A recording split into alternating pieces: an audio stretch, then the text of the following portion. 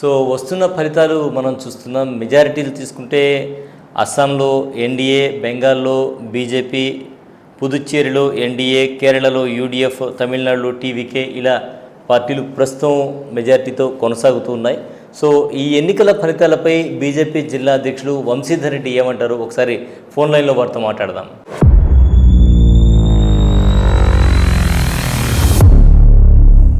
Hello, నమస్తే అండి వంశీధర్ రెడ్డి గారు. నేను హుస్సేన్ అండి, సాస్ టీవీ నుంచి. ఓకే అండి, నమస్కారం అండి. నమస్కారం.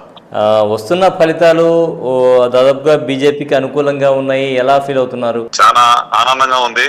ఏదైతే పశ్చిమ బెంగాల్లో ఈ రోజు పూర్తి మెజార్టీతో అంటే 190 సీట్లు రావడం, దానికి కష్టపడి పనిచేసినటువంటి బీజేపీ పశ్చిమ బెంగాల్ సంబంధించిన బీజేపీ కార్యకర్తలకు, అదేవిధంగా అమిత్ షా గారికి, అదేవిధంగా నరేంద్ర మోడీ గారికి కూడా శుభాకాంక్షలు తెలియజేస్తున్నాము.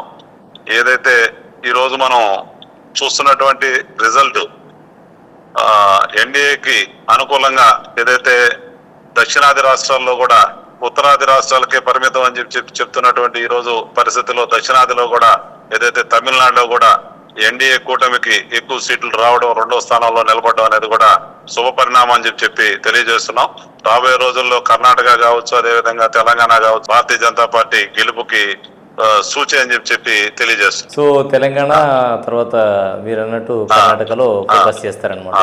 సో ప్రధానంగా ఈ విజయానికి కారణం ఏమై ఉండొచ్చు అంటారు? బీజేపీ కార్యకర్తలు అదేవిధంగా కష్టపడి పనిచేసే విధానంతో గ్రౌండ్ స్థాయిలో అందరిని కూడా ఓటర్లని కలపడం, అదేవిధంగా ఏదైతే పశ్చిమ బెంగాల్లో ఉన్నటువంటి గతంలో ఉన్నటువంటి ప్రభుత్వం చేస్తున్నటువంటి దుశ్చర్యల వలన ఈరోజు ప్రజలందరూ కూడా విసిగిపోయి ఆ ఓటింగ్ పర్సంటేజ్ కూడా పెరగడం అనేది అధికారం మార్పు కోసం అని చెప్పి అందరూ కూడా మనం భావించాం. కాబట్టి అక్కడ బీజేపీ కార్యకర్తలు ప్రాణాలు అర్పించి మరి తృణమూల కాంగ్రెస్ అభ్యర్థులు వాళ్ళ ప్రాణాలు కూడా అర్పించి ఈ రోజు అధికారంలోకి వచ్చేదానికి ప్రతి కార్యకర్త కూడా కష్టపడి పనిచేయడం జరిగింది.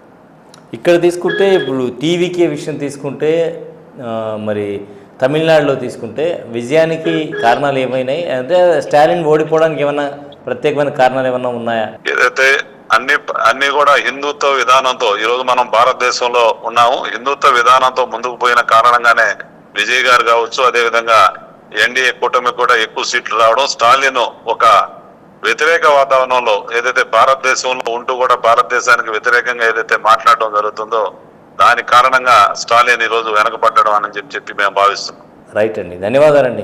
ఆయన అయితే సంతోషం వ్యక్తం చేస్తున్నారు. సో బీజేపీకి సంబంధించి ప్రతి కార్యకర్త కూడా, అలాగే ఎన్డీఏ కూటమికి సంబంధించిన అభ్యర్థులు ఎవరైతే ఉన్నారో అందరూ కూడా, సో అభిమానులు కార్యకర్తలు అందరూ కూడా సంబరాలు చేసుకునేటువంటి పరిస్థితి. మొత్తానికి సాయంత్రానికి రిజల్ట్ అయితే పూర్తిగా వచ్చేటువంటి అవకాశం అయితే కనిపిస్తుంది. ఎవరికి ఎన్ని సీట్లు వచ్చాయని దానిపై స్పష్టత వచ్చేటువంటి అవకాశం అయితే మనకు క్లీన్గా తెలుస్తోంది. ఇది ఇవాళ ప్రత్యేక విశ్లేషణ. మరో విశ్లేషణ మళ్ళీ కలుద్దాం. అంతవరకు సెలవు, నమస్కారం.